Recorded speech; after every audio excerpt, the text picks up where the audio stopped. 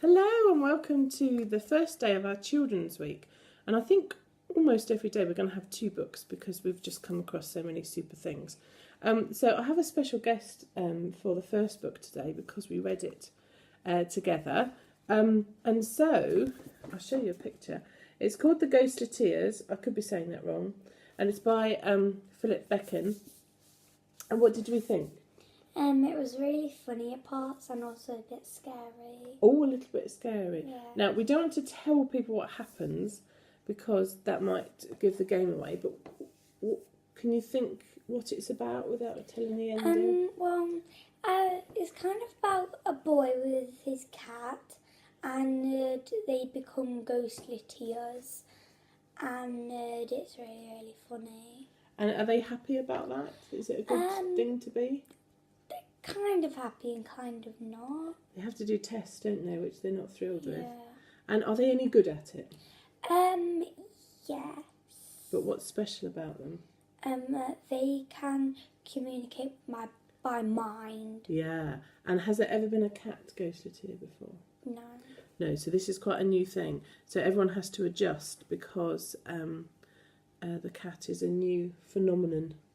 A talking cat. It's very exciting. Does it have a good ending?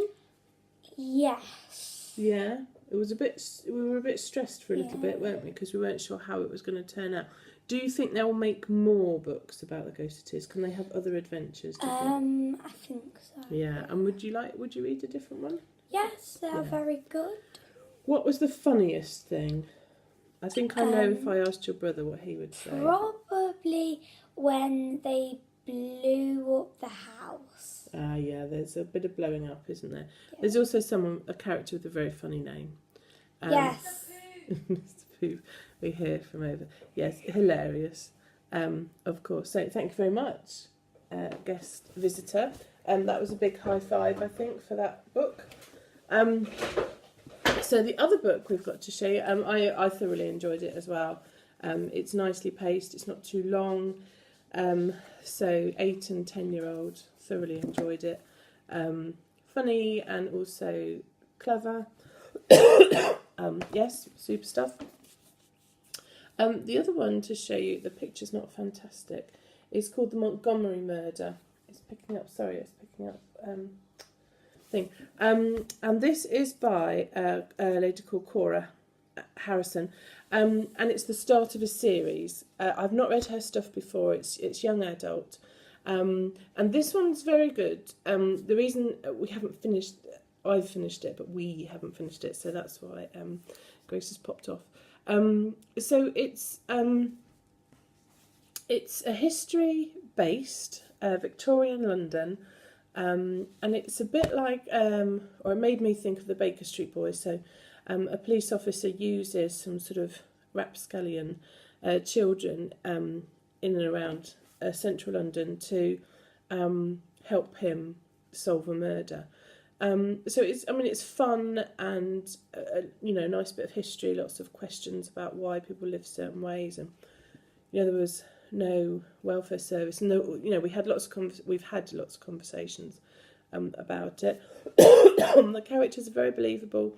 There are brothers and they're cousins, and they're all living together, and they're making ends meet with pickpocketing and various other things. But one of the brothers is a wonderful singer, and so they also make money. They go to Covent Garden and make money that way. So it's all quite plausible. And I liked all the characters. I liked that sort of view of Victorian London, not from the posh toffs, but from the children's perspective. And if you know London, it's lovely to have adventures around there. It's beautifully described, and it's action packed, literally beginning to end. There were a couple of bits that were more challenging and a bit scary and a bit thought provoking. But I'm not against that in a YA book. I think that's really powerful stuff, and it's really fun. I think there will be a whole series. I mean, it's endless, isn't it? What you could do with that type of storyline. Lots and lots going on in that period, and I think it be quite a long running series, and I think I'd want to read them all because they're very well written, very well researched, interesting, and loads and loads of activity, loads going on, lots to think about. So why wouldn't you? Why wouldn't you want to read that? I certainly felt I was trying to think of things. I do find both of these actually have been really good for my son, and I think that there's a huge amount out there that's more aimed at girls. Not that girls and boys have to read certain subjects, obviously, but I don't find it hard in the library to pick out things that I think my daughter will enjoy. I do find it much harder to find things that I think my son will enjoy. And so both of these have been really good, I think, because they're main characters are boys, and that they're very actiony, that they're very fast moving, and I think that's really brilliant, certainly for our family.